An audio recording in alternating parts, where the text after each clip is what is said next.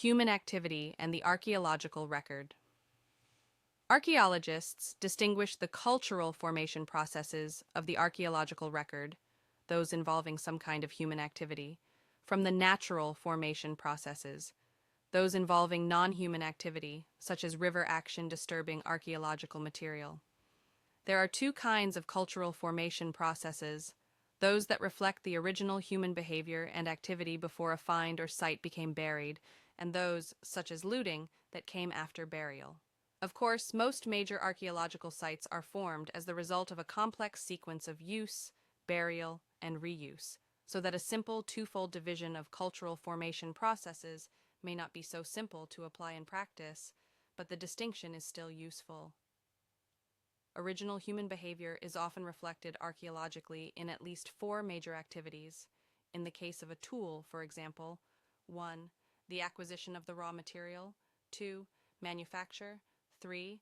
Use, and 4. Disposal or discard when the tool is worn out or broken. The tool may, of course, be reworked and recycled, thus repeating stages 2 and 3.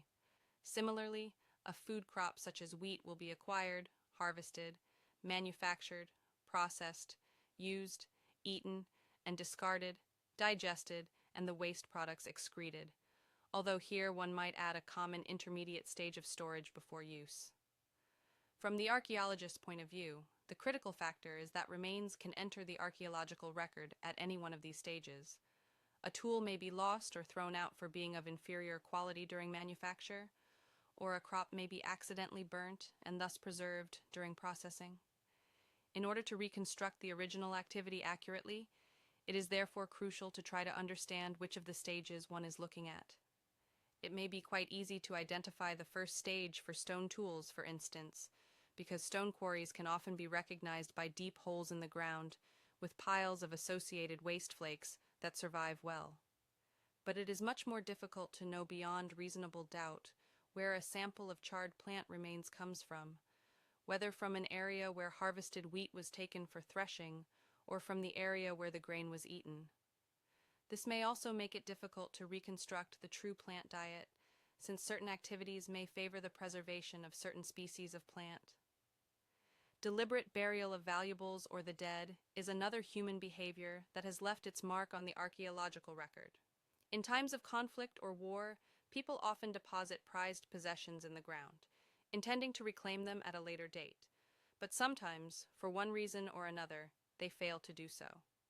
These hoards are a prime source of evidence for certain periods, such as the European Bronze Age, for which hoards of metal goods are common, or later Roman Britain, which has yielded buried treasures of silver and other precious metals.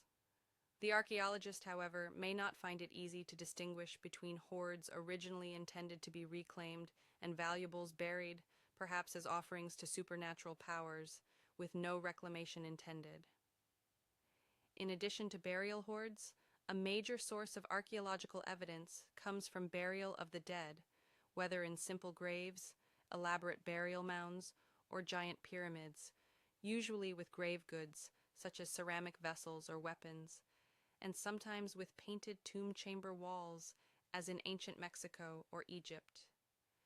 The Egyptians indeed went so far as to mummify their dead to preserve them, they hoped, for eternity, as did the Incas of Peru, whose kings were kept in the Temple of the Sun at Cusco and brought outside for special ceremonies.